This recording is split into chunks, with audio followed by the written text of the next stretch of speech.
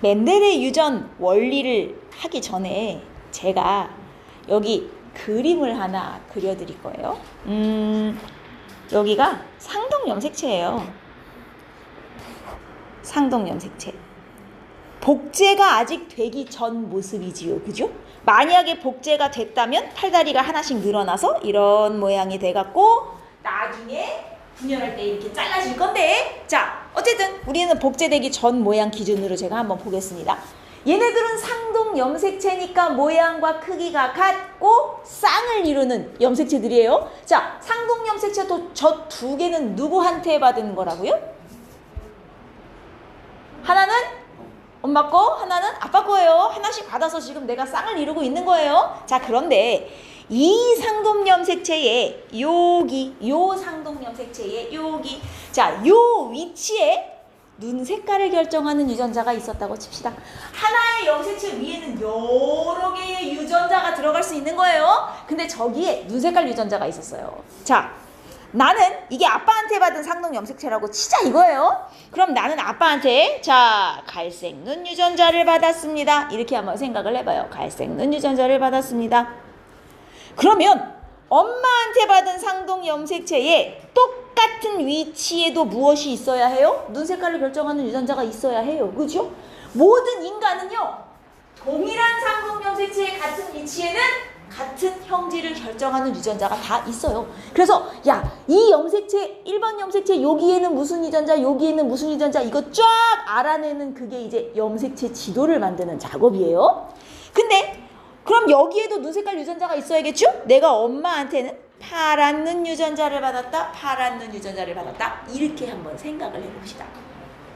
자, 이때 나는 아빠한테는 갈색 눈 유전자를 받았어요. 엄마한테는 파란 눈 유전자를 받았어요. 그럼 내 눈은? 그죠? 한쪽은 갈색, 한쪽은 파랑이 아니란 얘기예요. 둘 다 갈색만 나오든가, 둘 다 파랑만 나오든가, 둘 중에 하나만 나오게 돼 있습니다, 여러분. 이렇게 겉으로 봤을 때 무슨 색이니? 겉으로 봤을 때 드러나는 모습, 내 겉모습. 이걸 우리가 형질이라 그래요, 형질. 형질은 생물이 지니고 있는, 형질이라는 것은 이제 눈 색깔, 머리카락 색깔, 피부 색깔 이런 것처럼 우리가 갖고 있는 특성들을 형질이라고 하는데, 이 형질 중에서도 겉으로 보이는 형질을 표현형이라고 해요, 표현형. 자, 나는 지금 내 몸속에 파란 눈 유전자도 갖고 있고 갈색 눈 유전자도 갖고 있어요. 하지만 겉으로는 무슨 유전자만 드러나냐면 갈색 눈만 밖으로는 드러나요. 나는 파란 눈 유전자를 갖고 있지만 얘는 겉으로 안 보이거든요. 그러면 겉으로 보이는 나의 표현형은 뭐예요?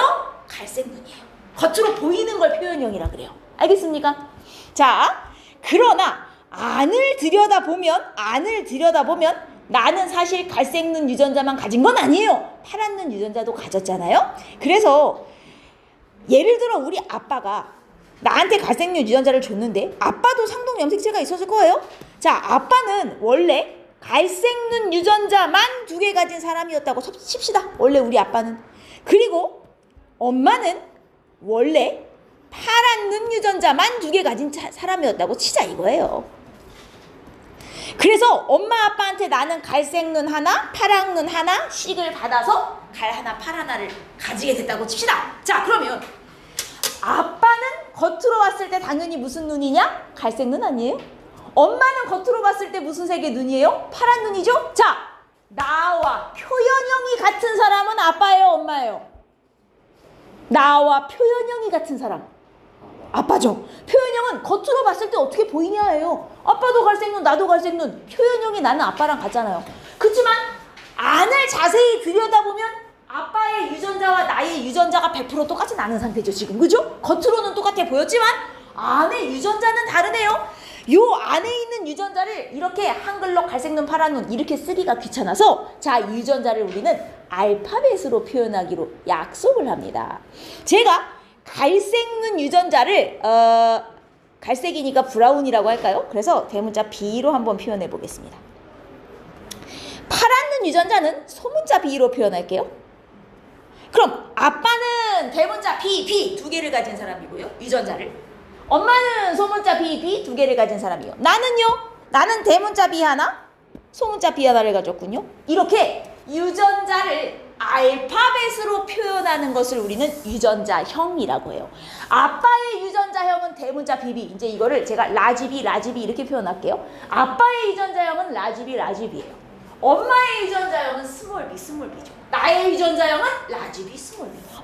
겉으로 볼 때는 아빠랑 나랑 표현형이 같았는데 유전자형을 들여다보니까 유전자형은 사실 똑같지 않구나. 이렇게 얘기하는 거예요. 이해했습니까? 표현형은 겉으로 보이는 모습, 유전자형은 안에 어떤 유전자를 갖고 있는지 알파벳으로 표현한 거, 이렇게 생각하시면 되겠어요. 자, 그러면 지금 잘 보니까 갈색과 파랑 중에 누가 힘이 센 것 같아요?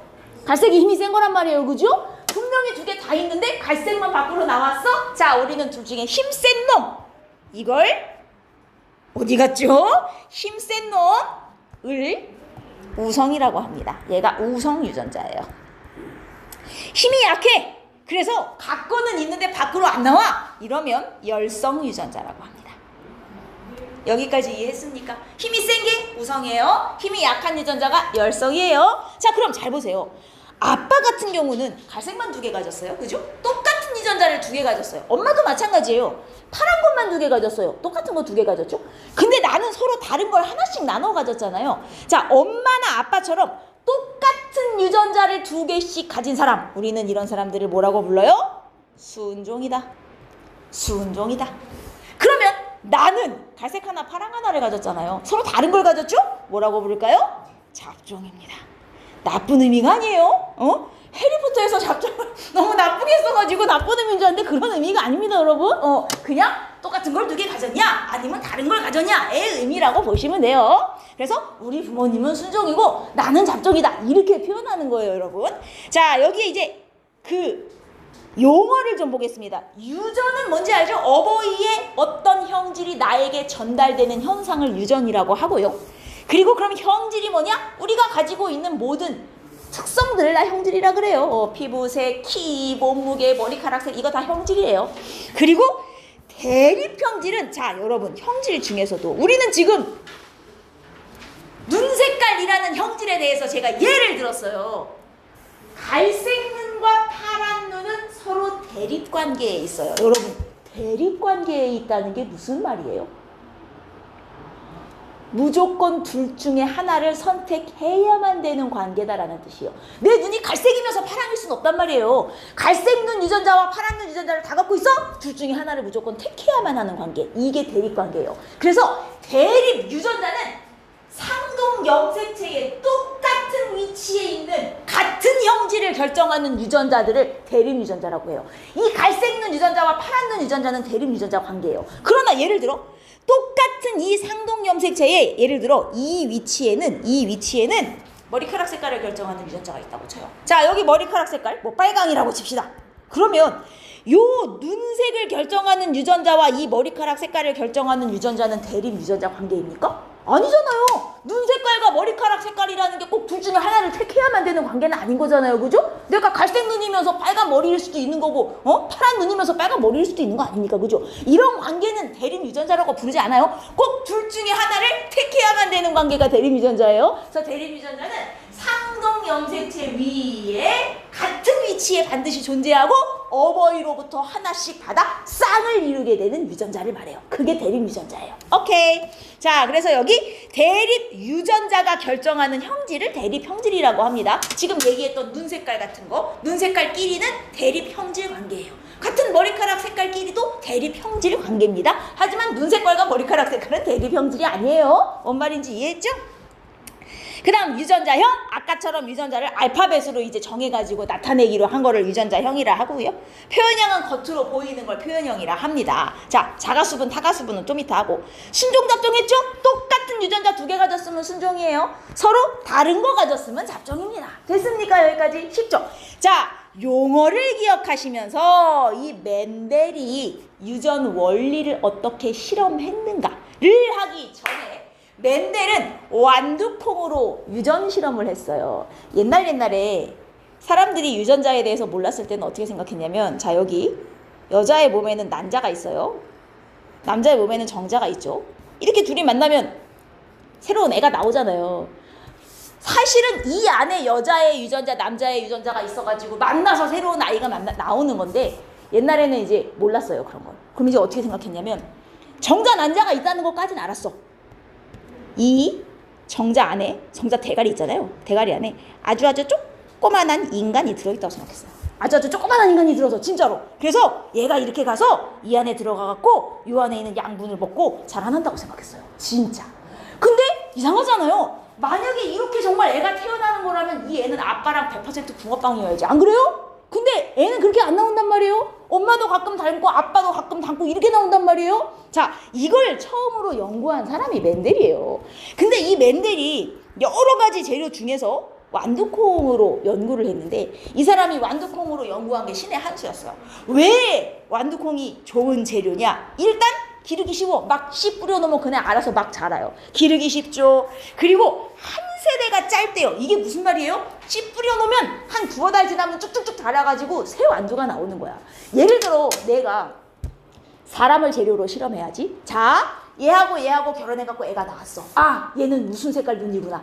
얘가 무슨 색 눈하고 결혼해서 다음 애를 낳으면 무슨 색이 나오는지 알고 싶어. 최소한 30년은 기다려야 된다는 얘기야. 뭔 얘기인지 알겠어? 너무 오래 걸려, 다음 애를 보는 게. 한 세대가 얘는 완두는 짧아요. 그래서 바로바로 다음 자식을 볼 수 있으니까 확인이 금방금방 되는 거야. 그래서 기르기도 쉽고 한 세대도 짧고 그리고 애도 겁나 많이 나. 자, 예를 들어 내가 인간을 가지고 또 실험한다 쳐요. 얘하고 아이고 갈색 눈 파란 눈이야. 결혼해. 애를 낳았어.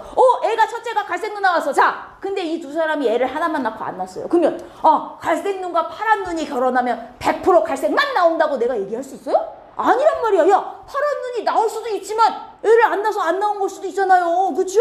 따라서 자손을 최대한 많이 낳아야 나올 수 있는 형질은 다 나오는 거거든요. 완두는 한 번 심으면 막 수십, 수백, 수천 알이 나와요. 자손으로. 그러니까 야, 이 안에 나올 수 있는 건 다 나왔겠다. 이렇게 우리가 생각을 할 수가 있다는 거죠. 완두는 좋은 재료였어요. 그 다음 대립형질이 뚜렷하다. 이게 무슨 얘기인 것 같습니까? 사람이 눈처럼 이거 아니면 이거인 형질도 있지만 사람은 안 그런 형질이 더 많아요. 예를 들어 사람의 피부색. 야, 피부색이 뭐 아니면 더 이렇게 나옵니까? 우리 다 똑같은 한국인이더라도 피부색이 다 조금씩 다른데요?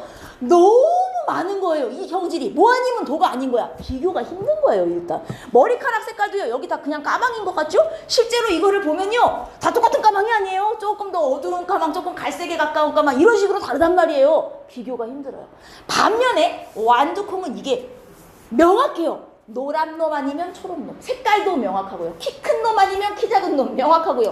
둥근 거 아니면 주름진 거. 얘네는 뭐 아니면 도가 정확하게 나오는 거야. 비교하기가 쉬운 거예요. 대립형질이 뚜렷하다는 건 이 뜻이에요. 뭐 아니면 도가 정확하다. 오케이? 됐습니까? 자, 그 다음 자가수분, 타가수분. 자, 이게 여기 나오는데 인간은 얘와 얘가 결혼하여 애를 낳았어. 밖에 안 돼요. 나 혼자 자식을 낳을 수 없죠. 그러나 완두는 뭐가 가능하냐면 이게 완두에 이제 꽃이 있거든요. 완두에 꽃이. 보통 꽃이 있으면 암술도 있고 수술도 있어요. 암술이 이제 사람으로 치면 암컷, 수술이 사람으로 치면 수컷에 해당하죠. 그러면 원래는 얘가 씨앗을 맺으려면 다른 곳에서 날아온 꽃가루를 딱 얘가 만나가지고 남의 꽃가루로 수정되어 새로운 완두를 만들고 원래는 이렇게 해야 되지만 자, 나는 얘를 지 꽃가루로 다시 지를 수정시키고 싶은 거예요. 그러면 내가 붓 가져다가 이 수술의 꽃가루를 살살살살 털어가지고 암수머리에 묻혀줘요. 그러면요 지 꽃가루로 다시 지가 수정을 해서 새로운 씨를 만들 수 있어요. 내 꽃가루로 내가 수정해서 나 혼자 자식 낳는 거, 이게 자가수분이에요. 인간은 이게 안 되죠, 그죠? 인간은 나 혼자 수정해서 애를 낳을 수 없단 말이에요. 근데 완두는 자가수분, 지 꽃가루로 지가 다시 애를 낳을 수도 있고요. 타가수분, 물론 남의 것도 가능해요.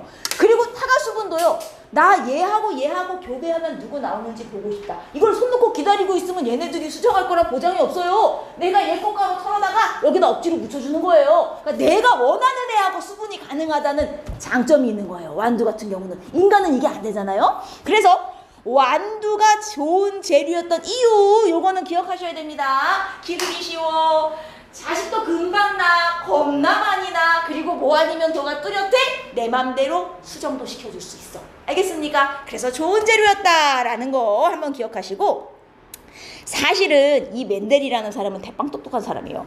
아니 생각을 해봐요. 정자 대가리 안에 조그만한 아기가 살고 있다고 생각한 그 시절에 멘델은 이미 무슨 생각을 했냐면요. 야, 말이 되니? 그럴 리가 없잖아.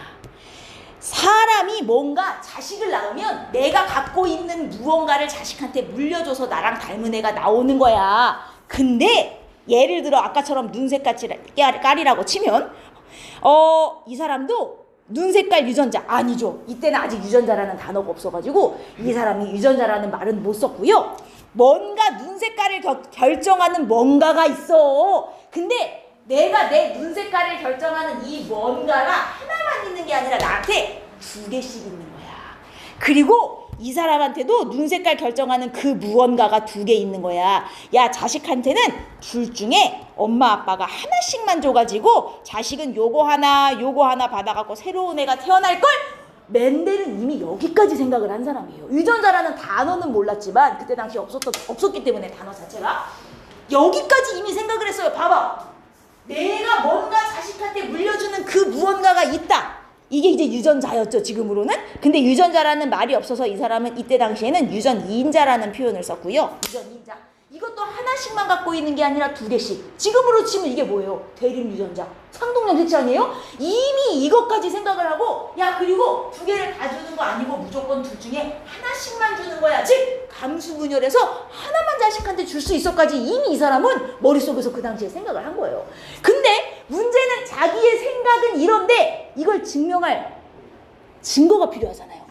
이걸 증명하려고 완두 갖고 실험을 막 해본 거예요. 자, 그래서 이 사람은 어떻게 했냐면 완두콩을 여기 30페이지 보시면 밑에 그림이 있어요.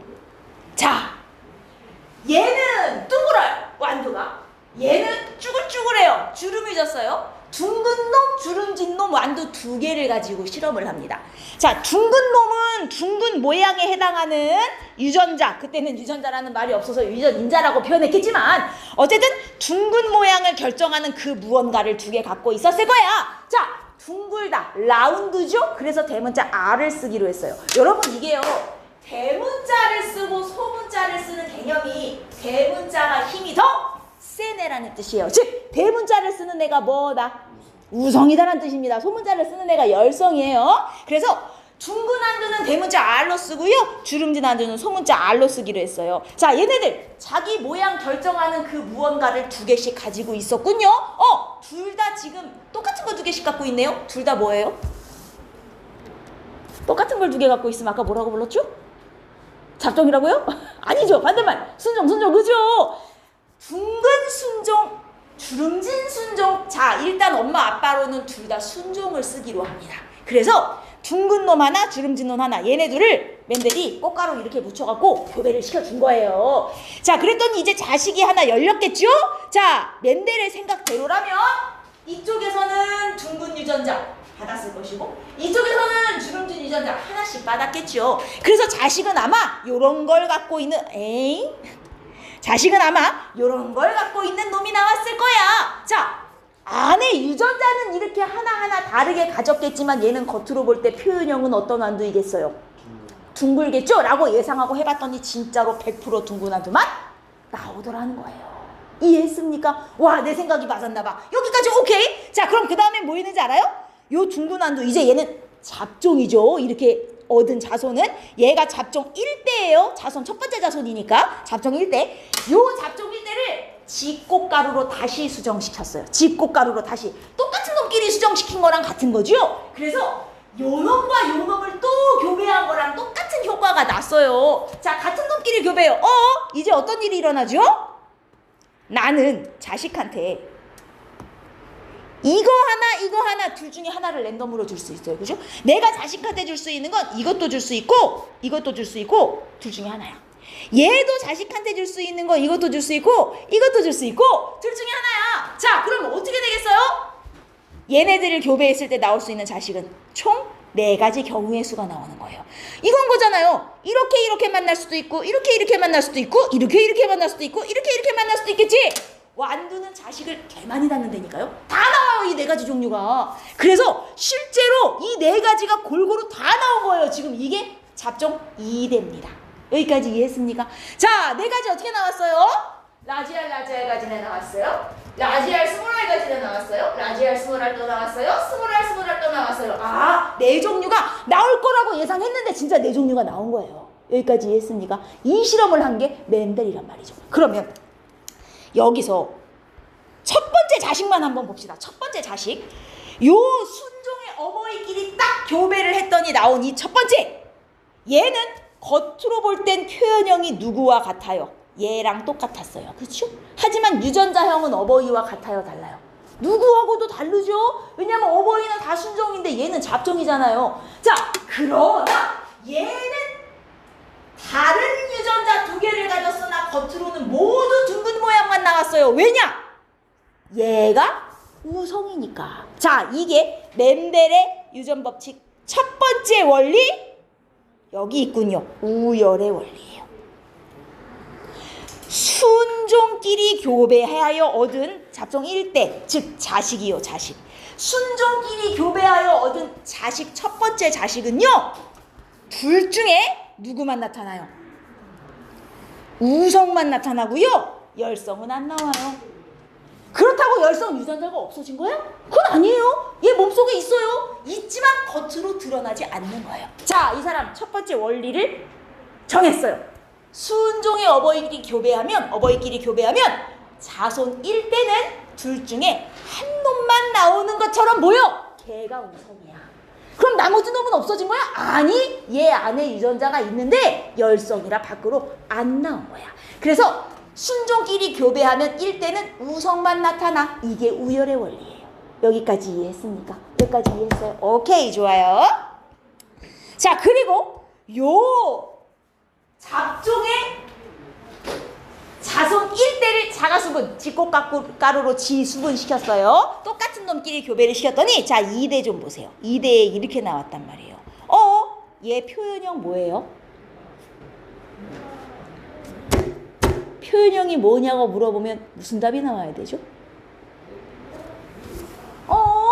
표현형이 뭐냐고 물어보면 답이 뭘로 나와야 돼요? 둥그냐 주름졌냐고로 나와야 돼요. 제 표현형이 뭐예요? 둥글어요. 얘 표현형? 둥글어요. 얘 표현형? 둥글어요. 어이쿠, 주름졌어요. 뭐죠? 나 분명히 둥근 놈끼리 교배했거든요. 동그란 애끼리 교배했는데 자손 2대에 주름진 놈이 다시 튀어나왔어요. 그 이유가 뭐예요? 이 안에는 주름진 유전자도 있긴 있었거든요. 그래서 내가 얘네들을 교배하면요, 얘네들이 가지는 이 유전자들이 감수 분열을 통해 각각 따로따로 나눠져 가지고 각기 다른 생식세포로 들어갔다가 얘네들이 랜덤으로 만나다 보니 이렇게 만나는 애가 다시 나왔구나가 된 겁니다. 맞습니까? 만약에 얘가 가진 생식세포 두 개도 동시에 전달되고 얘가 가진 생식세포 두 개도 동시에 전달되면 스몰 R만 나와 있는 만나는 애가 나올 수가 없단 말이에요. 주름진 애가 나올 수가 없어요. 근데 둥근 애끼리 교배했는데 주름진 애가 다시 튀어나온 이유는 얘네가 가진 이 유전자들이 감수 분열을 통해 서로 나뉘어져서 다른 생식세포로, 사람으로 치면 다른 정자 난자로 따로따로 들어갔다가 다시 랜덤으로 만났기 때문에 주름진 애도 나올 가능성이 있었던 거구나, 이렇게 생각을 했단 말이에요. 이해했어요? 이게 멘델의 유전 법칙 제2법칙 분리의 법칙 되겠습니다. 자지 마요. 분리 법칙은 뭐냐? 감수 분열이 일어나면서 대립 유전자가 분리되어 서로 다른 생식세포로 나뉘어져서 들어가기 때문에 나중에 얘네들이 만날 때 다시 만날 가능성이 있다. 그래서 열성도 없어지는 게 아니라 자손 2대에선 다시 나올 수 있어. 이 얘기를 하는 거예요.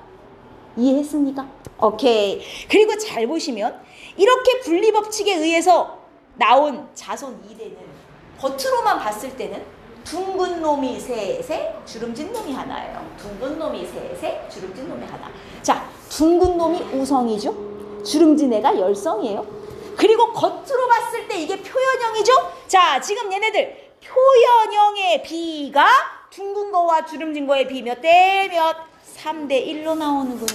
4개 중에 3개는 우성이 나오고 하나가 열성이 튀어나왔다는 얘기예요. 뭐가? 표현형이. 겉으로 봤을 때. 자, 그러나 표현형으로 보면 그렇지만 사실 같은 둥근 놈이라도 얘하고 쟤는 유전자형은 또 다르죠. 그럼 이걸 유전자형의 비로 보면 이런 놈과 이런 놈과 이런 놈이 1대 2대 1의 비율로 나뉘어져서 나왔으나 겉으로 볼 때는 여기까지가 다 둥근 놈으로 보이기 때문에 둥근 놈과 주름진 놈으로 치면 3대 1로 나온 것이구나. 이렇게 되는 거예요. 이게 분리의 법칙이에요. 자, 그래서 여기 보시면 멘델의 유전 원리가 총 3가지가 있는데요. 우리 그 중에 벌써 2가지를 한 거예요. 유전 원리의 1번 우열의 원리, 2번 분리의 법칙이에요. 아니, 분리의 법칙은 법칙이면서 왜 우열의 원리는 우열의 법칙이 아니라 원리라 그랬을까요? 헷갈리게. 똑같은 말로 쓰면 되지. 우열을 법칙을 안 붙이고 원리라고 한 이유가 뭐게요? 법칙이라고 하기에 쟤는 예외가 좀 많아서. 사실 우성과 열성이 만났다고 100% 우성만 나온다. 이게 아닌 경우도 되게 많아요, 실제로는. 그래서 얘는 너무 예외가 많아가지고 법칙, 옛날에는 법칙이라고 불렀거든요. 제가 중학교 다닐 때만 해도 법칙이었어요. 우열 법칙. 근데 지금은 법칙이라고 안 해요. 그냥 원리라 그러고, 그 다음 얘는 이제 모든 대립 유전자는 감수분열 해갖고 양쪽으로 나뉘어지는 게 맞기 때문에 이건 예외가 없으니 법칙이라고 불러요. 뭐 여튼 여기까지 완두 가지고 실험을 했어요. 여기는 둥근 완두, 주름진 완두로 했지만 이거 색깔로 하기도 해요. 색깔로 하면 이렇게 돼요. 녹색 완두와 노란색 완두. 노란색이 없으니 제가 빨강으로 표현하겠습니다. 여기 황색 완두와 녹색 완두 이렇게 하기도 해요. 황색 완두는 유전자를 알파벳으로 뭐로 표현하냐면 노란색이 옐로우잖아요. 그래서 라시 Y로 써요. 똑같이 노란 유전자 2개만 가지네. 그럼 녹색인 애는 기호를 뭐로 쓰겠어요? 스몰 I, 그죠? 선생님 녹색이니까 그린이요 이렇게 쓰지 않아요. 무성이 대문자 Y면 그거의 대립 유전자 열성은 무조건 제 소문자로 쓰게 돼 있어요. 그래서 얘는 스몰 I로 써요. 자, 내가 황색과 녹색을 교배를 했다 이거예요. 어버이로. 어디 갔니? 교배를 했어요. 자, 자손 1대가 나온다 합시다. 질문에 대답 한번 해보죠. 자손 1대는 100% 어떤 색깔이 나와요? 100%가 아니잖아요. 왜요? 그 우열의 원리잖아요. 예외가 많은 거예요. 그 예외가 여기서의 예외가 아니라 완두는 100% 이게 되는데 안 되는 생물도 있다는 거예요. 안 되는 생물. 식물이나 이런 애들 중에 우리 좀 이따 배우겠지만 꽃 색깔 같은 경우는 빨간 꽃, 하얀 꽃 교배하면 합쳐서 막 분홍꽃 나오고 이런 애가 있어요. 실제로 식물은. 근데 이제 완두는 그게 아니어서 좋은 재료였던 거가 이 사람이 운이 진짜 좋았던 거예요. 예를 들어 완두가 아니라 난 코스모스로 실험해야지 이랬으면 망했어요. 왜냐면 코스모스가 딱 그래요. 빨간 코스모스, 하얀 코스모스 섞잖아요? 그 분홍이가 나오거든요. 그럼 이건 유전 원리가 나올 수가 없는 케이스예요. 근데 완두가 진짜 운이 좋았죠. 100% 무슨 색 완두가 나올까요? 100% 노란 완두가 나와요. 왜냐면 황색이 우성이에요. 그리고 100% 노란 완두가 나오지만 사실 얘는 유전자형으로는 쟤랑 똑같진 않겠죠. 유전자형으로만 치면 아마 이제 이렇게 됐을 거예요. 여기까지는 우열이에요. 노란 놈과 녹색을 교배시켰더니 100% 노란 놈이 나왔어? 여기까지는 우열의 원리거든요. 근데 얘를 자가수분하는 거예요. 똑같은 꽃가루로 똑같이 교배하는 거예요. 그럼 이제 어떻게 되냐? 이렇게도 만나고 이렇게도 만나고 이렇게도 만나고 이렇게도 만나고 4개 조합이 나오는 거예요. 그럼 유전자형이 총 4가지가 어떻게 나오냐면 라지 Y, 라지 Y, 라지 Y, 스몰 I. 자, 그리고 이게 라지 Y, 라지 Y, 라지 Y, 스몰 I, 그 다음 스몰 I, 라지 Y 이렇게 안 써요. 쓸 때는 우리 무조건 대문자 먼저 씁니다. 라지 Y, 스몰 I, 스몰 I, 스몰 I. 그래서 자손 2대에서는요. 노란 놈, 노란 놈, 노란 놈, 초록 놈. 이렇게 3대1로 나뉘어져서 나와요. 색깔이. 겉으로 볼 때는 3대1이지만 사실 안을 들여다보면 유전자형으로는 1대1의 1이죠. 이게 분리의 법칙이에요. 아하. 이런 놈을 교배했더니 이 유전자가 각각 따로따로 나눠져가지고 감수분열돼서 랜덤 조합돼갖고 이렇게 나왔구나. 이게 분리법칙이에요. 됐죠? 자, 여기까지는 뭐 모양이면 모양 아니면 색깔이면 색깔 둘 중에 하나씩만 골라서 유전을 시켜보면 이게 나와요. 자, 그러면 그 다음 장 32페이지 저 밑에 보시면 자, 이번엔 모양하고 색깔을 동시에 유전시켜 봅시다. 모양이랑 색깔을 동시에 유전시켜 봅시다. 이제 이렇게 돼요. 둥글고 노란 놈, 주름지고 초록 놈이에요. 그러면 잘 보시면 어쨌든 다 순종이긴 해요. 그죠? 둥근 유전자 라지 R 두 개 가졌고요. 노란 유전자 라지 Y 두 개 가졌어요. 완벽한 순종이고요. 그 다음 얘도 주름진 유전자 스몰 R, 초록색 유전자 스몰 I. 자, 얘네들을 교배합니다. 무조건 모양에서 하나, 색깔에서 하나 자식한테 주는 거예요. 모양에서 하나, 색깔에서 하나씩 주는 거예요. 얘 건 모양만 두 개 받아, 얘 건 색깔만 두 개 받아, 이럴 순 없어요. 무조건 하나씩 주는 거예요. 자, 그러면 얘는 모양에서 줄 수 있는 게 라지 R밖에 없어요. 그죠? 색깔에서 줄 수 있는 게 라지 Y밖에 없단 말이에요. 얘는 모양에서 스몰 R, 색깔에서 스몰 I. 그래서 얘네가 자식한테 줄 수 있는 게 왼쪽 놈은 이거밖에 없고 오른쪽 놈은 이거밖에 없어요. 그럼 얘네들이 딱 교배를 했을 때 나올 수 있는 자손 완두콩은 100% 이런 유전자를 가진 애밖에 없는 거예요. 사실. 그죠? 어머니한테 받을 수 있는 게 하나씩밖에 없잖아요. 자, 이렇게 유전자를 가진 놈이 나왔어요. 얘 겉으로 봤을 땐 색깔은 노랑. 왜? 어쨌든 라지 Y를 갖고 있으면 무조건 노랑이고 라지 R을 갖고 있으면 무조건 둥근 모양이 될 수밖에 없거든요. 그래서 겉으로 볼 때는 둥글고 노란색. 얘랑 똑같은 놈이 나왔어요. 100%. 여기까지는 우열의 원리예요. 우성만 나왔구나. 우성 열성 교배시켰더니. 근데 얘를 갖다가 이제 자가 교배를 하는 거예요. 지꽃가루로 다시 다음 씨앗을 맺는 거예요. 그러면 여러분, 이놈이 자식한테 줄 수 있는 유전자 조합은 뭐가 있냐 이거예요. 자, 내가 뭐라 그랬죠? 무조건 모양에서 하나, 색깔에서 하나 조합으로 줄 수 있는 거예요. 자, 그럼 모양에서 라지 R, 색깔에서 라지 Y 이렇게 조합해서 줄 수도 있고요. 모양에서 라지 R, 색깔에선 스몰 I 이렇게도 줄 수도 있는 것이고요. 그죠? 모양에서 스몰 R, 색깔에서 라지 Y, 모양에서 스몰 R, 색깔에서 스몰 I. 자, 자식한테 이 네 개를 랜덤으로 줄 수가 있는 거예요. 얘는 무조건 모양 하나, 색깔 하나요. 그 다음 얘도 똑같지 않겠어요? 가진 유전자가 똑같으니 자손한테 줄 수 있는 유전자 종류도 똑같아요. 이게 자손한테 줄 수 있는 생식세포의 유전자형이에요.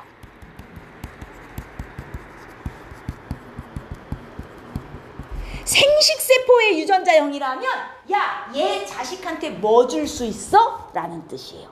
자식한테 이 네 가지를 자, 무슨 비율로 주겠어요? 똑같은 비율로 1대1대1대1 랜덤으로 줄 수 있는 거예요. 오케이? 얘도 마찬가지. 그러면 이렇게 어버이한테 받으면 조합이 어떻게 나와요? 이거 만날 수도 있고 이거 만날 수도 있고 이거 이게 다 나오는 거예요. 총 몇 종류 나오겠어요? 16종류가 나오는 거예요. 자식이. 그래서 가능한 놈을 이제 다 그려놓은 거예요. 자, 이 총 16종류 중에서 너무 복잡하다. 이 중에 우리 둥근 놈만 세봅시다. 색깔 필요 없이 모양 동그란 애. 모양이 동그란 애는 무조건 뭐를 하나만 갖고 있으면 동그래요.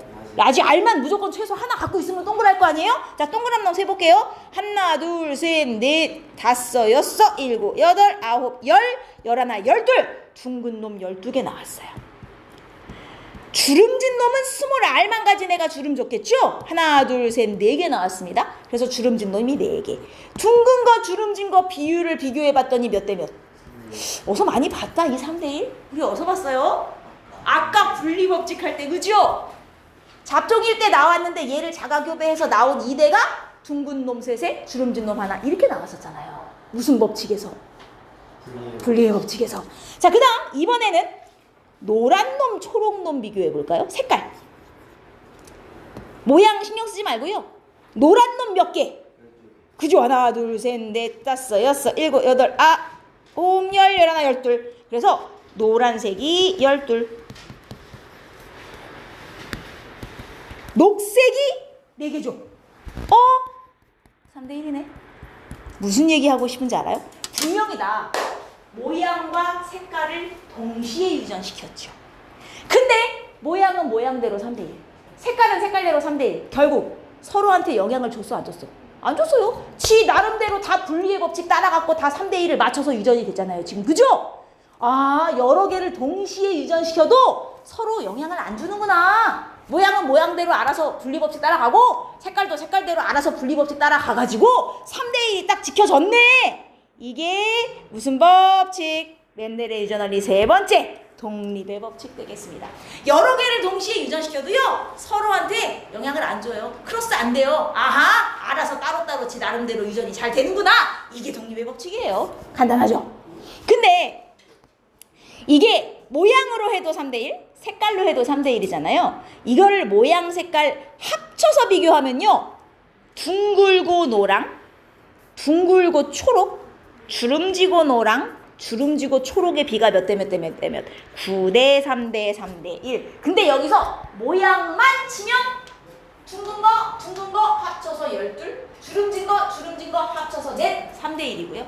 색깔만 쳤어도 노랑 합쳐서 12, 초록 합쳐서 4, 딱 3대 1. 이걸 합친 수치예요. 저 9대 3대 3대 1이. 그래서 여러분 이거 답 쓰실 때 다 쓰셔야 돼요. 둥글고 황색, 주름지고 황색, 둥글고 녹색, 주름지고 녹색의 B9대 3대 3대 1 이렇게 쓰셔야 됩니다. 답을 쓰실 때. 알겠죠? 그냥 뻘렁 9대 3대 3대 1만 쓰는 거 아니에요. 누구가 9대 3대 3대 1이다. 이렇게 쓰셔야 된다고요. 서술형 나오면. 알겠습니까? 좋습니다. 이게 무슨 법칙? 독립의 법칙. 서로 영향을 안 줘요. 자, 근데 사실은 이 독립의 법칙이 성립할 수 있는 이유가 뭐냐면 이런 느낌이에요.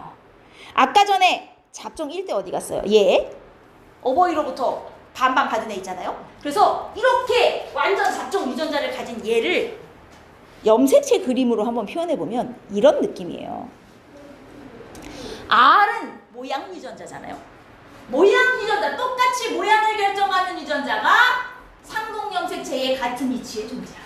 그 다음 이건 색깔 유전자예요. 색깔 유전자는 다른 상동 염색체에도 같은 위치에 있어서 여러분 이게 감수 분열하면 어떻게 돼요? 일단 이렇게 잘라져 가지고 각각 다른 세포로 들어가죠? 이렇게? 뭐 어디 갔어 씨. 두 배로 복제가 됐네. 자, 일단 얘네들 상동 염색체 잘라져 가지고 각각 다른 세포로 들어간 후 여기서 다시 반반 잘라져 가지고 이렇게 되는 거잖아요.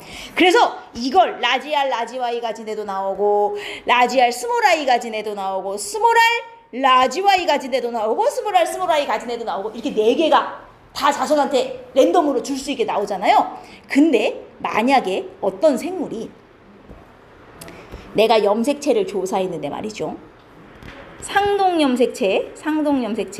자, 여기에 모양 유전자, 여기에 색깔 유전자. 자, 어떤 생물은 유전자가 이렇게 생겼어요.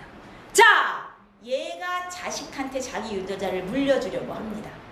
나올 수 있는 조합을 말해봐요. 자식한테 뭐 물려줄 수 있어요?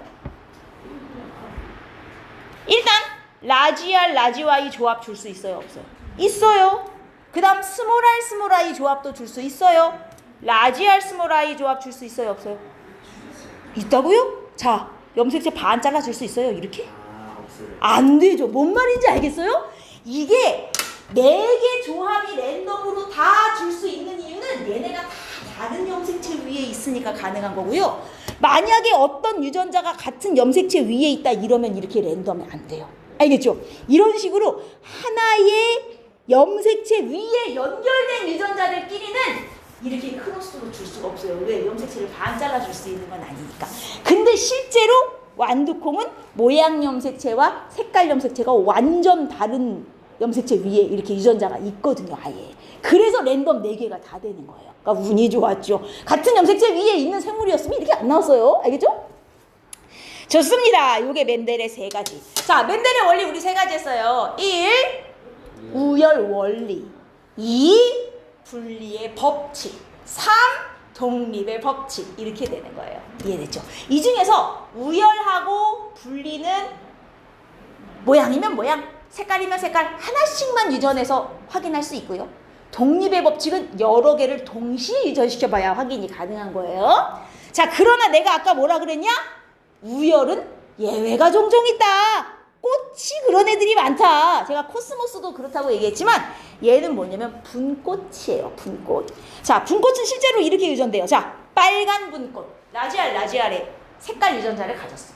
흰색 분꽃, 라지 W. 벌써 스몰 R로 안 쓴 이유가 쟤네는 대립관계가 아닌 거예요. 자, WW로 지금 표시했잖아요. 얘네들을 교배해요. 얘는 자식한테 이것밖에 못 줘요. 왜? 가진 게 이거밖에 없어요. 얘도 자식한테 이거밖에 못 줘요. 자, 얘네들 교배해서 나온 자식 RW 무슨 색? 분홍색 나와요. 자, 그러면 우리가 이걸 얘는 우열의 원리가 성립하지 않는구나. 왜냐면 순종의 어버이끼리 만약에 교배를 했으면 자손 1대는 100% 뭐만 나온다 그랬는데 우성만, 그치? 우성만, 빨간색만 나오든 흰색만 나오든 둘 중에 하나만 나와야 되잖아요. 우성만 나온다 그랬는데 아니잖아. 왜 분홍색 나왔겠어? 빨도 나오고 흰도 나오고 다 나온 거야. 자, 우리가 이런 걸 뭐라고 그러냐면 얘네는 빨간 유전자와 흰색 유전자 사이에, 자, 그 다음 여기 우열관계가 뚜렷하지 않다, 이렇게 표현합니다. 누가 힘세고 약한지 구분이 잘 안 돼. 우열관계가 뚜렷하지 않아? 둘 중에 더 힘센 애가 없고 비슷비슷해의 의미예요. 그래서 우열의 원리가 여기서는 안 먹혀요. 이해했죠? 좋습니다. 자, 근데 얘를 자가교배한 거예요. 자가교배요? 똑같은 놈이랑 교배를 또 한 거죠. 자, 보세요. 얘 자손한테 뭐 줄 수 있어요? R도 줄 수 있고 W도 줄 수 있죠. 얘도 자식한테 R 줄 수 있고 W 줄 수 있어요. 자, 자식의 유전자형 몇 종류 나와요? 이렇게, 이렇게, 이렇게, 그죠? 자, 그러면 이렇게 4종류 나옵니다. 유전자형으로는 지금 종류로는 몇 종류예요? 3종류예요. 그죠? 표현형 몇 종류 나와요? 3종류네요. 아까는 표현형은 2종류, 유전자형으로는 3종류였으나 왜냐면 그때는 얘네가 다 똑같이 생겼었거든요. 겉으로 볼 때는. 근데 지금은 아니죠. 그래서 이런 애들은 표현형도 3, 유전자형도 3종류가 나오게 돼요. 자, 그럼 여기서 얘는 지금 우열 원리가 성립을 안 했었어요. 분리의 법칙 성립했어요? 안 했어요? 얘 분리의 법칙 성립했어요? 안 했어요?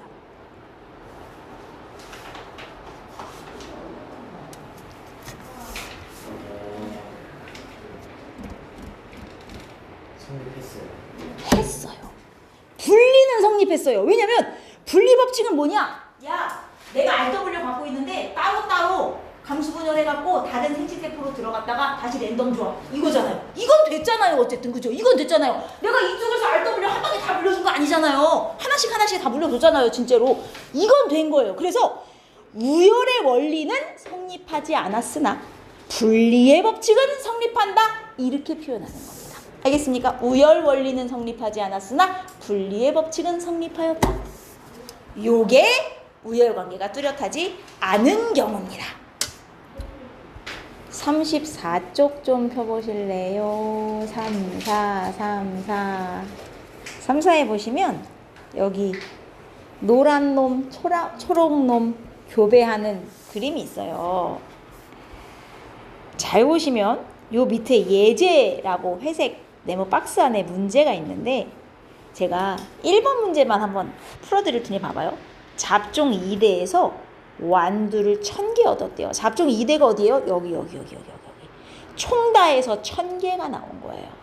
그럼 이 중에 노란 완두는 몇 개겠니? 라는 질문인 거예요. 여러분, 전체 1000개 중에 몇 분의 몇이 노란색인 거예요? 4분의 3이 노란 완두겠죠? 그럼 1000 곱하기 4분의 3 하면 그 중에 노란 완두 몇 개인가를 계산할 수 있는 거예요. 쉽죠? 초록 완두는 4분의 1인 것이고요. 만약에 잡종인 완두는 몇 개냐 그랬어요.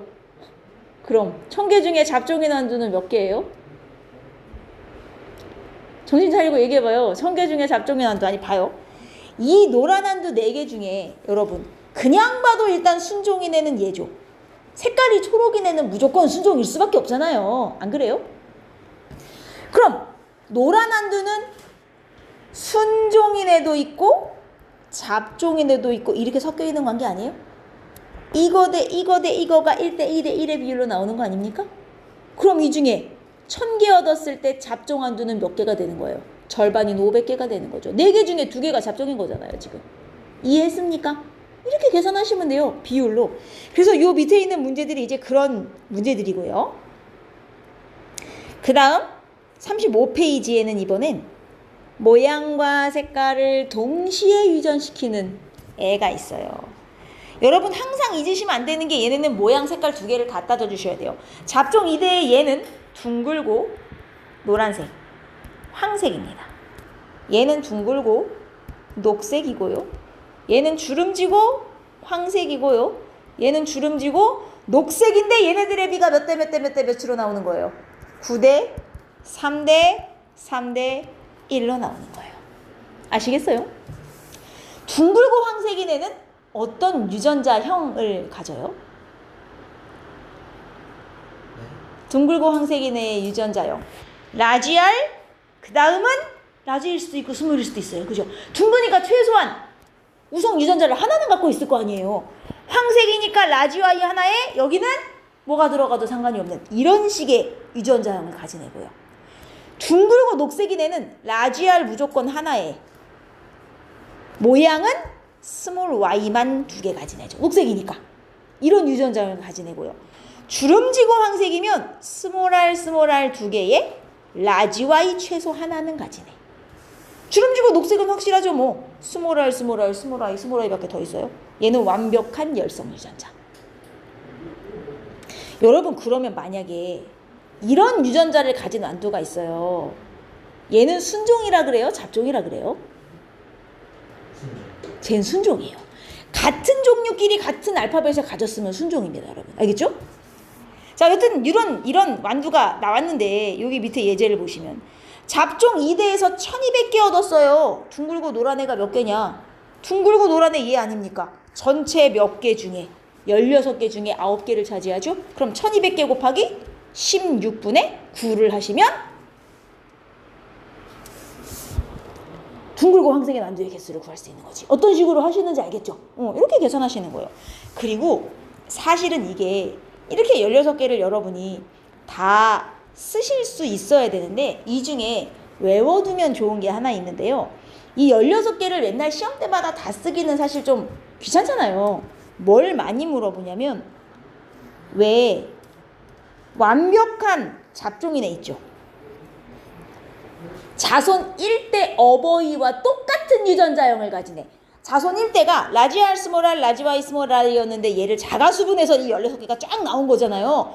이 16개 중에 잡종 1대와 똑같은 유전자를 가진 애가 몇 개 나오냐? 16개 중에 4개 나와요. 이건 외워두시면 편해요. 이거 간혹 물어보거든요.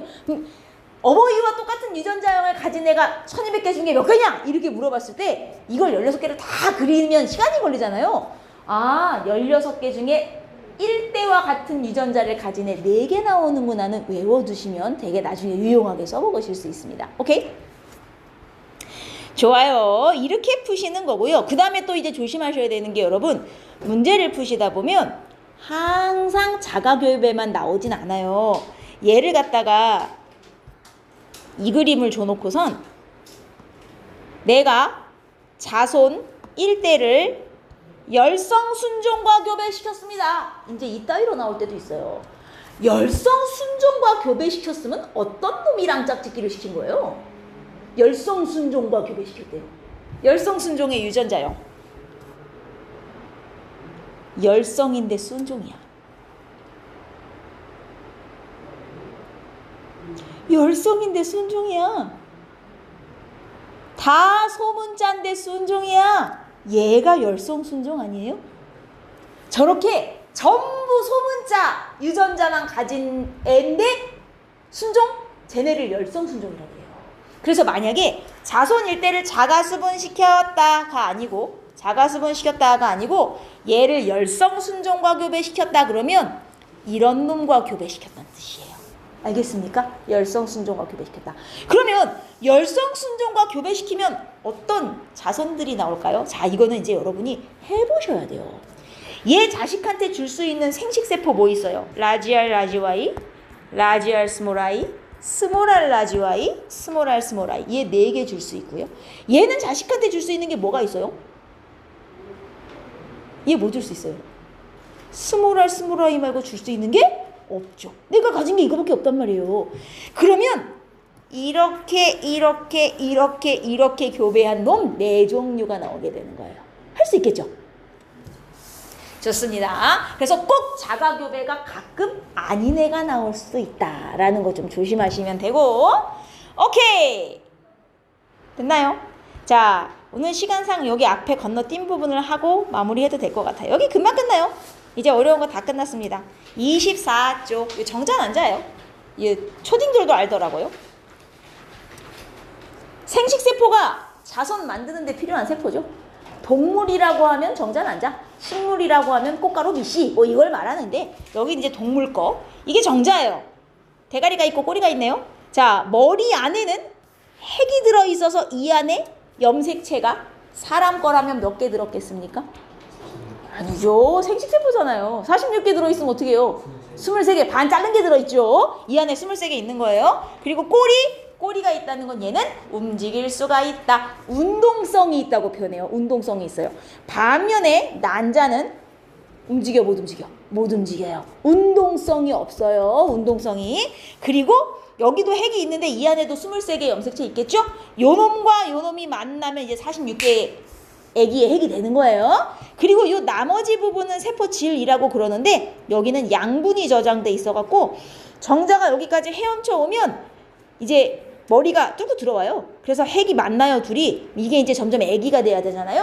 원래 애기는 엄마 뱃속에 탯줄로 엄마랑 연결이 돼서 엄마가 먹는 영양분을 받아서 자라요. 그러나 정자 난자가 딱 수정이 되자마자 탯줄이 뿅 하고 이렇게 생기는 건 아니거든요. 그 전까지는 탯줄 만들기 전까지는 먹고 살 양분이 있어야 되고 아니에요? 그 전까지 필요한 양분을 여기 저장해 놓은 거예요. 그러니까 초기에 자라나는 데 필요한 양분, 엄마한테 양분 받기 전까지. 그래서 실제로 사이즈를 보면 난자가 정자보다 훨씬 커요. 큰 이유가 뭐겠어요? 양분을 저장하고 있기 때문에 그렇습니다.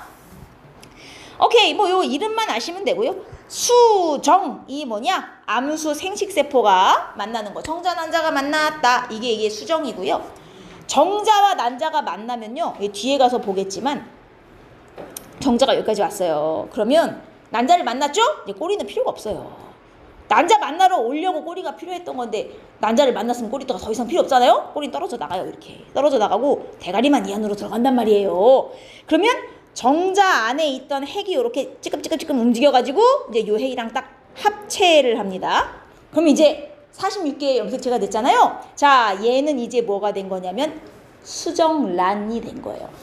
정자를 만나기 전에는 난자고요. 정자에 머리가 들어와서 합체가 된 순간 그때부터는 수정란이 되는 겁니다. 염색체 수가 46개로 늘어서 이제 좀 있으면 아기가 될 수 있는 애. 이게 수정란이에요. 그래서 암수 생식세포가 결합하여 수정란을 만드는 과정. 이게 수정이라고 보시면 됩니다. 그렇죠? 그냥 용어예요, 용어. 자, 그래서 얘가 수정란이 됐어요. 하지만 수정란이 됐을 때 얘는 현재 단세포예요. 세포가 하나인 상황이에요. 그럼 애기가 세포가 하나일 리는 없잖아요, 이제. 자, 열심히 이 안에서 세포 분열을 시작합니다. 세포를 수를 늘려야 돼요. 그래야 어떤 부분은 머리도 되고 팔다리도 되고 뇌도 되고 할 거 아니에요. 그래서 열심히 세포 분열을 해요. 무슨 세포 분열하겠어요? 체세포예요? 감수예요? 저 수정란이 열심히 세포 분열해서 애기의 모양이 돼야 돼. 체세포 분열할래? 감수 분열할래? 체세포 해야죠. 세포의 수만 늘리는 거죠, 그죠? 수 열심히 늘려가지고 애기 모양 비스무리하게 만들어가는 그 과정을 발생이라고 합니다. 수정란이 세포 분열하는 거, 그래서 나중에 애기 모습처럼 되는 걸 발생이다, 이렇게 불러요. 자, 여기 보시면 원래는 수정란이 이렇게 하나란 말이에요. 핵이 왜 두 개죠? 아직 난자핵, 정자핵이 합쳐지지 않았나 봐요.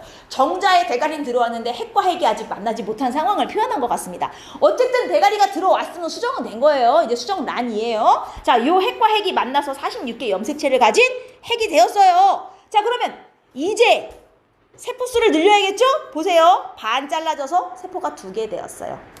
그런 다음 또 반 잘라져서 4개가 되었어요. 또 잘라져서 8개가 되었어요. 세포수가 점점 늘어나다가 겁나 많아졌어요. 여러분 혹시 뽕나무 알아요? 뽕나무? 오디라고 봤어요? 오디? 알아요? 그 엄청 조만한 알갱이 같은 게 막 붙어있는 열매 같은 게 열리는 나무가 있거든요. 이게 생긴 게 꼭 엄청 많이 세포 분열을 해서 여기 세포수가 되게 많아져갖고 오디처럼 생긴 모양이 돼요. 뽕나무 열매. 그래서 포배 하면요, 이게 꼭 이제 그 다음 단계를 뭐 이제 상실배 이렇게 나가는데 이게 뽕나무 상자거든요. 꼭 뽕나무 열매처럼 생긴 단계가 왔다 그래갖고 이제 엄청 많은 세포로 나뉘어진 모습을 말해요. 근데 여기서 잘 보시면 그래, 원래 수정란은 세포가 하나야. 자, 세포수를 늘려야지. 반 자르고 또 반 자르고. 이 그림이 체세포 분열은 맞는데 일반적인 체세포 분열과 좀 차이가 있어. 아저씨, 차이가 있다고요. 무슨 차이가 있는지 그림에서 좀 찾아봐요. 일반적인 체세포 분열과 뭐가 다르죠?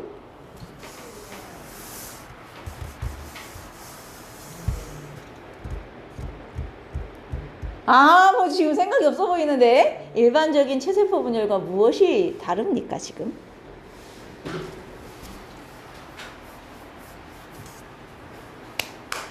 모르겠어요.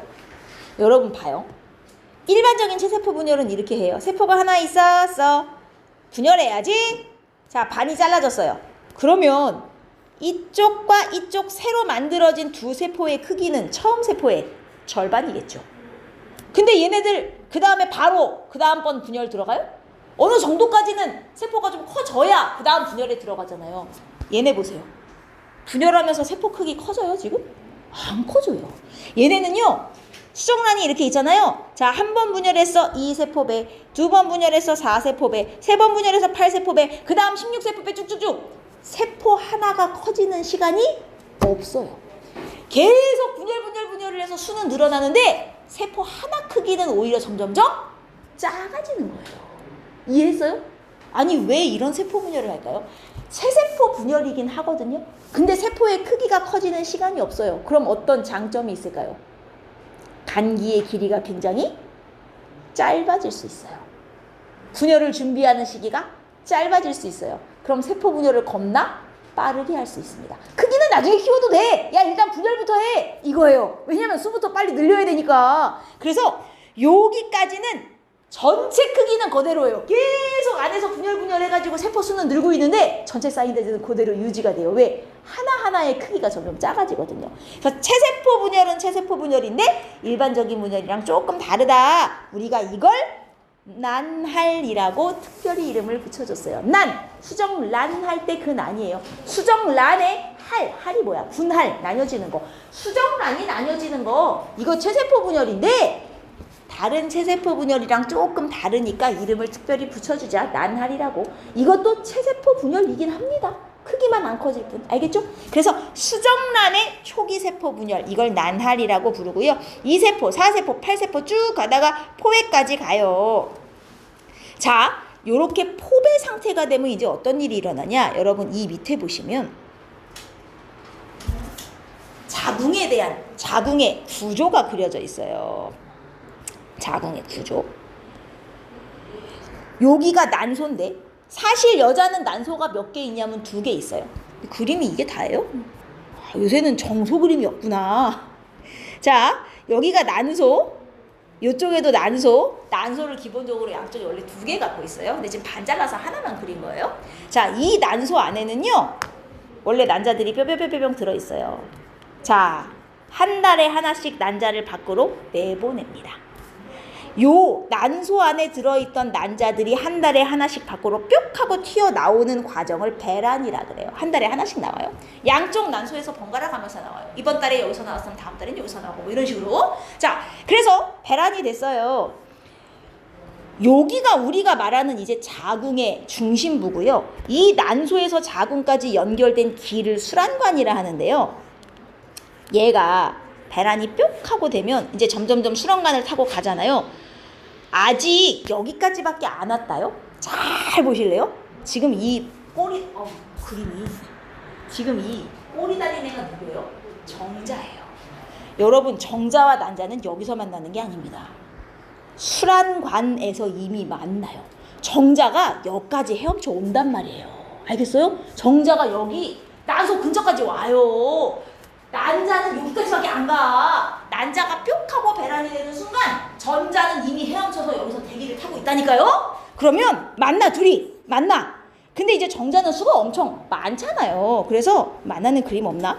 이 정자와 난자가 만날 때 난자는 겁내 크고 전자는 겁내 조그마면요 이게 한 마리가 아니에요. 여러 마리가 막 달라붙어갖고 지가 먼저 들어가려고 난리를 친단 말이죠. 자, 이 중에 요 난자를 싸고 있는 막이 있어요. 정자의 대가리의 끝부분에 요 막을 녹일 수 있는 물질을 분비하는 부분이 달려 있어요. 그래서 난자를 만나면 여기서 물질을 막 분비해갖고 이 껍데기를 녹여요. 녹여갖고 머리를 막 비비비비 해서 안으로 쑤시고 들어간단 말이에요. 자, 그 중에 1바로 들어가는 애가 있어요. 1바로. 아싸! 얘가 들어가는 순간 나머지 애들은 다 탈락입니다. 나머지 애들은 다 탈락. 제일 한 놈 들어가는 순간 탈락이에요. 한 놈 딱 들어가면 이 바깥쪽에 쉴드가 쫙 생기면서 나머지 애들은 다 이제 끝나는 거예요. 못 들어갑니다. 한 놈 들어가고 이 안에 난자의 핵이 대기하고 있었겠죠? 요 정자의 대가리만 이제 가서 만나면 46개의 염색체가 되는 거예요. 이 수정 과정이 여기서 일어나요. 자궁에서 일어나는 게 아니고 여기 수란관에서. 알겠습니까? 여기서 이미 수정이 돼요. 그래서 여기서 수정이 돼갖고 이미 수정란이 됐어요. 그럼 이 수정란이 이제 움직여서 자궁까지 온 다음 자궁벽에 폭 파묻혀가지고 이제 탯줄도 만들고 이것저것 하면 여기서 태아가 돼가지고 저기서 자라나는 거예요. 자, 근데 이 수정은 이미 여기서 끝났습니다. 그러면 여기부터 여기까지 오는데 시간이 얼마나 걸리냐? 일주일 정도 걸려요. 여기서 수정이 끝나갖고 여기까지 도착하는데 일주일. 뭐 일주일 동안 놀아요? 오면서 열심히 세포 분열하면서 오는 거예요. 2세포배, 4세포배, 8세포배 쭉 하면서 오는 거예요. 그래서 여기 자궁에 도착했을 때 일주일 지났을 때가 요 상태까지 왔을 때 도착을 해요. 포배 상태까지 왔을 때. 그러면 포배 상태에서 자궁에 도착했어요. 이미 자궁의 벽은 임신을 준비하기 위해 여러 가지 물질을 다 쌓아놨어요. 자, 이 포배 상태에서 자궁벽에 폭 파묻혀서 자리 잡습니다. 요 자리를 잡는 과정을 착상이라 그래요. 착상은 무슨 과정에서? 포배 상태에서 착상해요. 포배 상태에서 자궁벽에 폭 자리 잡으면 착상이고요. 이제 여기서 열심히 그 다음 세포 분열 막 하면서 이제 탯줄도 만들고 막 준비해야 되는 거예요. 엄마한테 영양분 받아야 되니까. 이해했습니까? 여기까지? 오케이, 좋아요. 이 과정을 지금 그림으로 그린 거예요. 배란, 난자가 뻥 튀어나왔어요. 멀리 안 가요. 왜? 정자가 여기까지 올 거거든요. 맞나요? 수정했어요. 야, 수정했으면 자리 잡으러 가야지. 가는데 일주일 걸려요. 가는 동안 열심히 분열하면서 가요. 2세포배, 4세포배. 그래갖고 포배 상태에 자궁에 도착을 하면 자리 잡는 게 착상. 이때부터 임신이야 라고 부르는 거예요. 착상을 했을 때부터 임신이 됐어 라고 표현하는 거란 말이에요. 여기까지 이해했습니까? 오케이. 임신하고 나서 아기는 얼마 후에 태어나요? 얼마 후에 태어나요? 자, 아이가 태어나는 시기는 이때부터 계산해요. 임신은 착상했을 때부터를 임신이라고 하지만 출산은 수정된 이후부터로 날짜를 계산합니다. 자, 수정된 지 266일 지나면 아이가 태어나요. 착상된 지 266일이 아니에요. 수정된 지 266일 지나야 아이가 태어납니다. 그리고 이제 얘가 자리를 잡았잖아요. 자리 잡으면 뭐 탯줄만 만들어야겠어요? 자, 이렇게 생겼거든요. 탯줄은 엄마하고 연결된 줄이고요. 여기에 태반이라 그래서 이걸 만드는 게 사실은 이제 제일 중요해요. 태반이 뭐냐면 아기의 핏줄과 엄마 핏줄이 막 이렇게 엉켜 있는 거라고 보시면 돼요. 그래서 이게 엄마 핏줄이라고 칩시다. 이게 아기 핏줄이라고 쳐요. 아기는 밥도 못 먹고 숨도 못 쉬잖아요. 지금 저 안에서 엄마가 주는 걸로 먹고 살아야 돼요. 자, 엄마가 밥 먹어요. 영양소가 막 와요. 엄마가 숨 쉬어요. 산소도 막 와요. 이게 이제 모세혈관이거든요. 모세혈관은 되게 얇아서 핏줄에 아주 미세한 구멍들이 쬐끔쬐끔쬐끔만 이렇게 나 있단 말이에요. 엄청 조그만한 구멍들이. 마찬가지 아기 것도 이렇게 나 있어요. 그러면 엄마 핏줄이랑 아기 핏줄이 막 이렇게 엉켜 있잖아요. 엄마의 몸속에 영양소가 요 구멍을 타고 아기한테 가요. 엄마 몸속에 산소도 요 구멍을 타고 아기한테 가요. 아기는 요걸 받아서 먹고 숨쉬고 사는 거예요. 그러면 먹었으면 싸야죠. 그죠? 영양소가 들어왔으면 노폐물이 생기게 마련이에요. 아기도 싸야죠. 자, 아기 노폐물 생겼어요. 어떻게 하게요? 엄마한테 들어줘요. 그럼 엄마가 싸주는 거예요. 그러니까 결국은 이 태반이라고 하는 건 엄마하고 아기 사이에 물질이 왔다리 갔다리 하는 통로라고 보시면 돼요. 엄마는 애한테 뭐 줘요? 영양소하고 산소. 그럼 애는 엄마한테 뭐 줘요? 노폐물. 이해했습니까? 태반이 요 물질 교환이 일어나는 장소. 이거요, 이거. 태반에서 모체가 엄마잖아요. 엄마는 애한테 산소와 영양소. 애는 엄마한테 이산화탄소, 노폐물. 엄마는 중요한 거 주면 애는 이제 버리는 거죠. 이걸 가지고 애가 살다가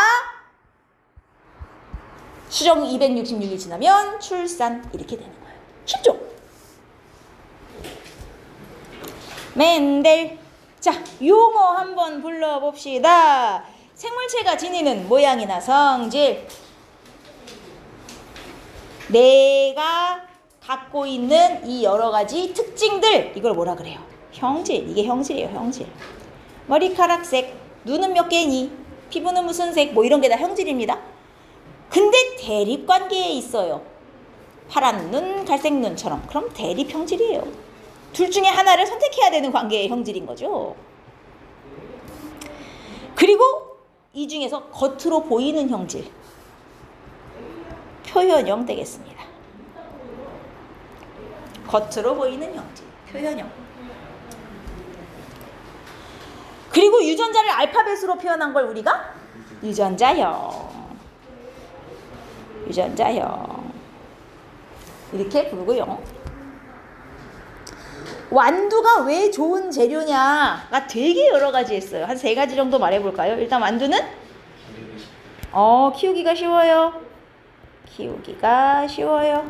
또요. 뭐라고? 맞아요. 자손 엄청 많이 나요. 자손수가 많아요. 그리고 뭐라고? 맞아요. 한 세대가 짧아요. 금방 나와요.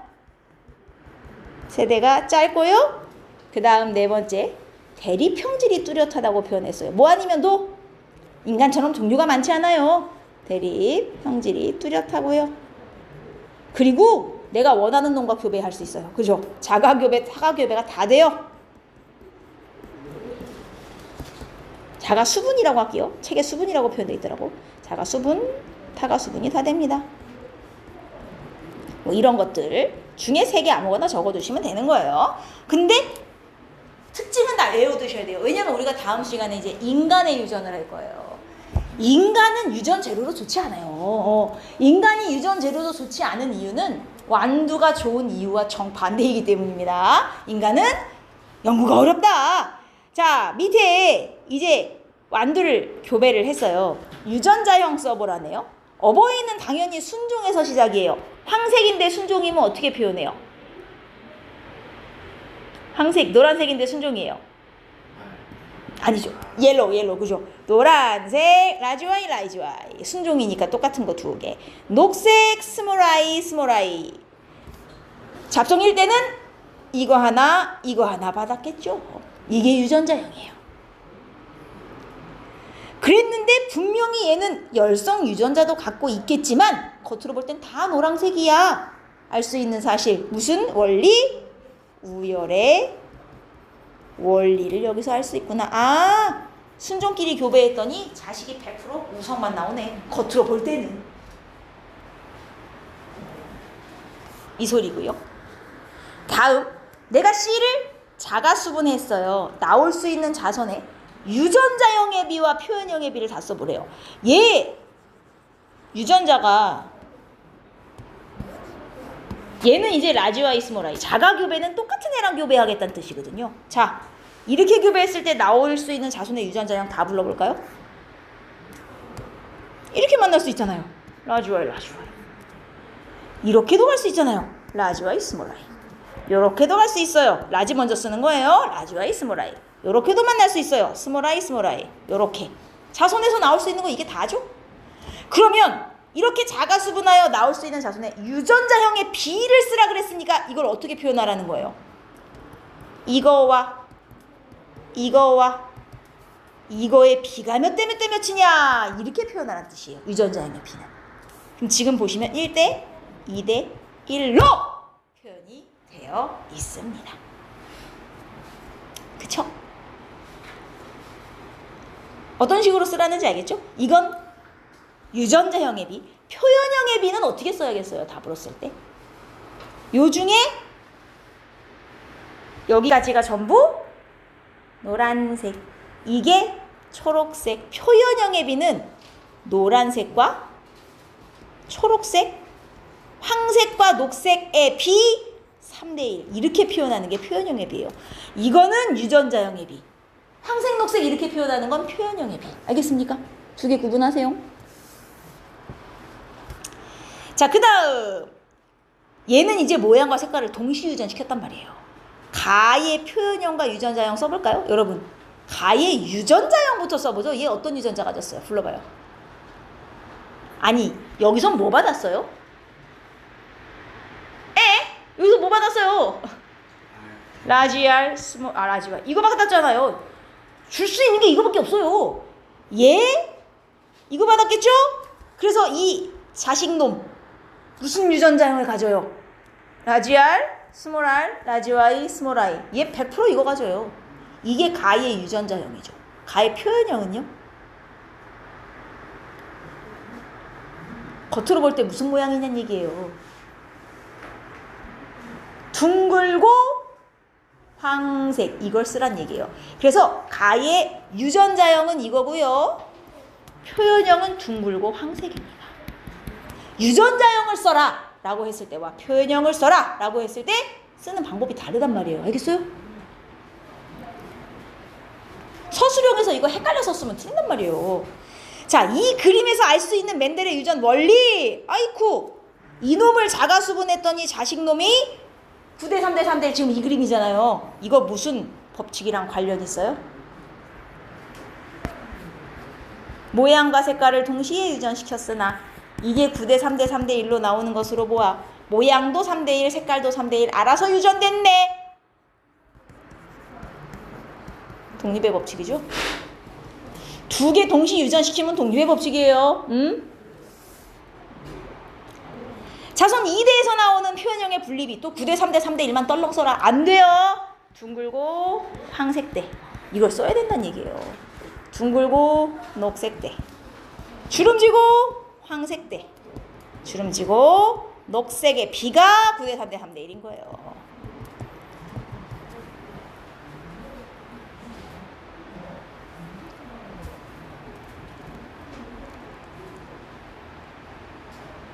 오케이. 자, 염색체 그림에 가, 이놈 뭐 가진 놈이에요? 라지알 스몰알, 라지알 스몰이. 아까 기억나요? 9대 3대 3대 1이 나왔다는 건 독립적으로 알아서 유전됐다. 즉, 모양 유전자와 색깔 유전자가 따로 있더라 라는 얘기라 그랬어요. 여기 아무거나 찍으시면 돼요. 만약에 이쪽에 모양 유전자 있다? 그럼 같은 위치에 똑같은 모양 유전자 스몰알 찍으시고, 만약에 여기에 색깔 유전자 있다? 같은 위치에 색깔 유전자 찍으시면 돼요. 위치는 상관없으니 대립 유전자끼리 같은 위치 찍어주시고 서로 다른 염색체 이렇게 그려주시면 돼요.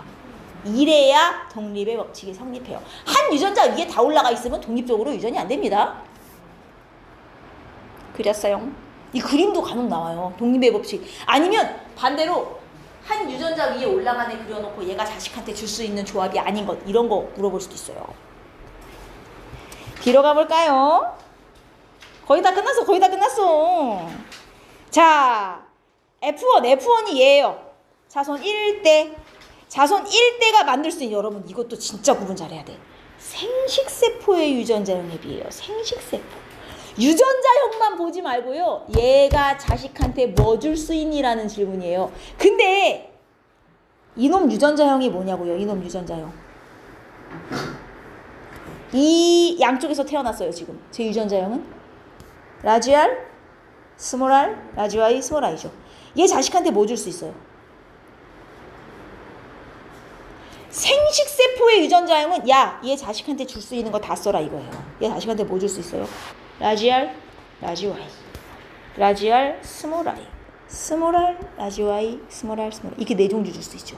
생식세포는 밑에 둥글고 황색 이거 쓰라는 게 아니에요. 얘가 자식한테 뭐 줄 수 있냐 쓰라는 거예요. 자, 이거 몇 대 몇의 비로 주는 거예요. 완벽한 랜덤. 자식한테 1대1의 비율로 주는 거예요. 자손한테 나올 수 있는 표현형의 비는 9대 3대 3대 1이지만 자식한테 줄 수 있는 생식세포의 유전자형 비는 1대1입니다. 이거 랜덤으로 주는 거니까 알겠죠? 문제를 잘 봐야 돼요. 무슨 비인지 B자만 보고 무조건 9대 3대 3대 1 이러면 안 된단 말이에요. F2에서 이것도 봐봐. 얘 지금 자가교배 했냐? 아닌데요? 자가교배 안 했는데요? 이놈하고 교배를 했잖아요. 이렇게 네 놈의 유전자를 만들 수 있는 애랑 지금 누구를 교배했냐 봐. 얘가 줄 수 있는 게 뭐? 이것밖에 못 줘요. 자가교배가 아니야. 지금 이렇게 교배한 거예요. 지금 이거 아니면 이거 아니면 이거 아니면 이거 이렇게 네 종류 나오는 거예요. 맞죠? 그러니까 이걸 그림을 잘 봐야 돼요.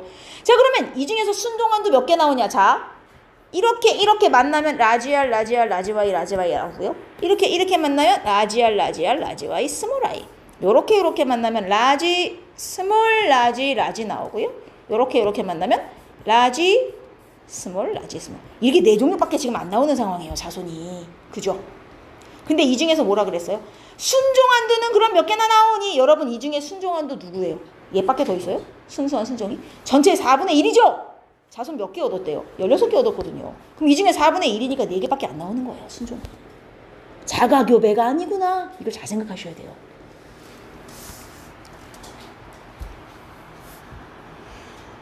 완두는요, 키도 뭐 아니면 도다. 큰 놈 작은 놈밖에 없어요. 그래서 지금 보시면 가는요, 큰 놈과 작은 놈을 교배한 거야. 가나는. 다라는 큰 놈 교배한 거예요. 여러분 보세요. 그랬더니 큰 거 작은 거 교배했을 때는 다 큰 것만 나왔다요.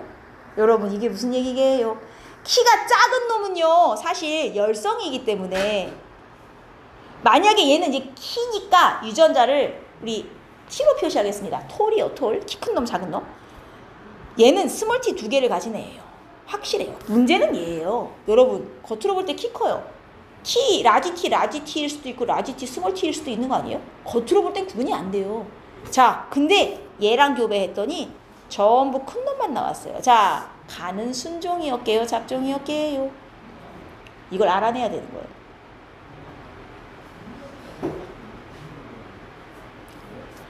여러분, 가가 이거일 수도 있고 이거일 수도 있거든요. 근데 만약에 가가 이거였으면 자손에 스몰 T 조합도 나와야 되는 거 아니에요? 작은 놈이 나왔어야 돼요. 안 나왔죠? 얘가 스몰 T가 없었던 거예요. 무조건 순종이에요, 얘는. 이렇게 찾을 수도 있는 거예요. 교배해 봤을 때.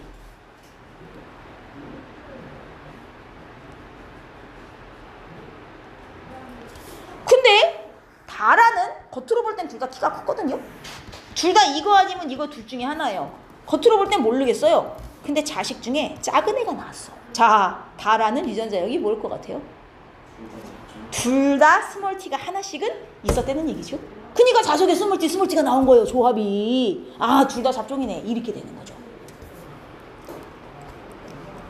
그래서 순종인 어버이는 가하고 나밖에 없어요. 지금 여기서. 이해했습니까? 이렇게 거꾸로 알아낼 수도 있어요. 분꽃! 우열 안 되는 애. 자, 이 유전은 어디에 어긋났냐? 우열 원리에 어긋나요. 분리에는 어긋났나요? 잡종 1대를 자가수분했을 때 나올 수 있는 2대의 뭐? 표현형? 자, 이걸 자가교배하겠다. RW. 자손에 뭐 나와요? RR. 이렇게 하나? RW. 이렇게 하나? 또 이렇게 해서 RW. 이렇게 해서 WW. 이렇게 4개 나오잖아요? 자가교배하면 표현형의 비를 물었어요. 무슨 색? 빨간색, 분홍색, 흰색 이렇게 나오는 거예요. 그래서 분, 흰의 비율이 1대 2대 1로 나오겠구나. 가 되는 것이지요. 아따 진짜. 되었습니까? 이게 웬델이에요. 할만하죠? 그 다음 반장밖에 안 돼요. 이름 써라. A 이름이 아까 뭐더라? B는 당연히 핵이에요. 그러면 A는 핵 나머지 여기 뭐라고 불렀는데? 맞아요. 세포질 양분. 그 다음 C는 대가리입니다. 또 대가리라고 써라. 머리 안에 있는 D가 핵이에요. E는 꼬리고 상식이죠 뭐.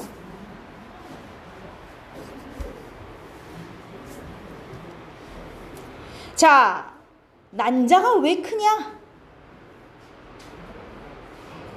안에 뭐가 있어서? 난자 안에 뭐 있어? 와, 오늘 배운 것 중에 제일 쉬운 건데 난자 안에 뭐가 저장돼 있어서 사이즈가 크다. 양분 그죠? 근데 뭐 할 때 필요한 양분이냐? 발생. 수정란이 이제 2세포 4세포 이거 할 때 필요한 양분이에요. 발생에 필요한 양분을 저장하고 있어가지고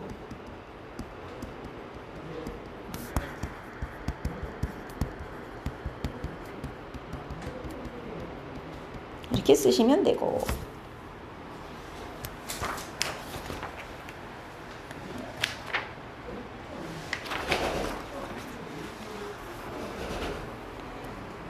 다음 수정란에서 발생 초기에 일어나는 세포 분열, 그 2세포, 4세포, 8세포, 이 세포 분열은 체세포 분열인데 좀 특이하다 그랬죠? 크기는 안 커지고 계속 수만 느는. 그래서 얘는 특별히 이름을 좀 붙여줬잖아요. 난할이라고, 난할이라 하고. 이때 세포의 수는 점점 늘어나요. 분열을 하니까. 수는 증가하지만 세포 하나하나의 크기는 오히려 작아집니다. 사이즈는 점점 작아지고 개수만 느는 거예요. 수정이 일어난 지 약 일주일 후 수정란은 아까 그 겁나 세포 많은 상태 이름 기억나요? 포배. 포배 상태에서 자궁에 딱 도착을 해요. 자궁에 이제 자리 잡기, 이게 착상입니다. 착상했으면 이때부터 임신이에요. 이때부터 임신. 자, 임신을 했어요. 태아가 뭘 통해서 엄마한테 양분 받았죠, 아까? 태반이에요. 태반을 통해 받으면 이제 이게 탯줄을 타고 애한테 가는 거예요. 태반에서 엄마하고 애 사이에 물질이 왔다리 갔다리, 우리가 이걸 물질 교환을 한다. 물질 교환이 일어납니다. 태아는 엄마한테 뭘 받냐? 일단 산소, 숨 쉬어야죠, 애도. 산소와 영양소 받고요. 영양소. 산소 받았으면 숨 내쉬어야죠, 또. 이산화탄소. 그건 엄마한테 줘요. 와, 영양소 받았으면 또 노폐물도 나오거든요. 버릴 건 다 엄마한테 주면 돼요. 엄마가 버려줄 거예요. 이산화탄소와 노폐물을 엄마한테 줍니다. 6번은 그냥 상식으로 제가 적어드릴게요. 수정 후 8주. 이게 뭐냐면 애가 막 세포 분열해서 2세포, 4세포, 8세포 막 분열해갖고 이제 겁나 세포가 많아졌어요. 이게 어느 순간이 되면 그 세포 중에 어디는 머리가 되고 어디는 팔다리가 되고 얘가 이제 사람 모양이 되는 순간이 있어요. 8주가 넘어가면 사람 모양처럼 돼요. 얼추 팔다리가 생긴단 말이에요, 머리하고. 근데 그 전까지는 사람 모양이 아니라 그냥 세포 덩어리예요. 그래서 8주 이전까지 그냥 덩어리야. 아직 머리 팔다리가 없어. 이러면 배아라 그러고요. 이전까지를 배아라 하고, 그 이후 8주가 돼서 이제 막 머리와 팔다리가 구분이 돼. 그러면 태아라고 이름이 바뀌어요. 그리고 수정 후, 착상 후가 아니에요. 수정 후 266일 지나야 애가 나옵니다. 266일 지나면 출산이 되는 것이지요.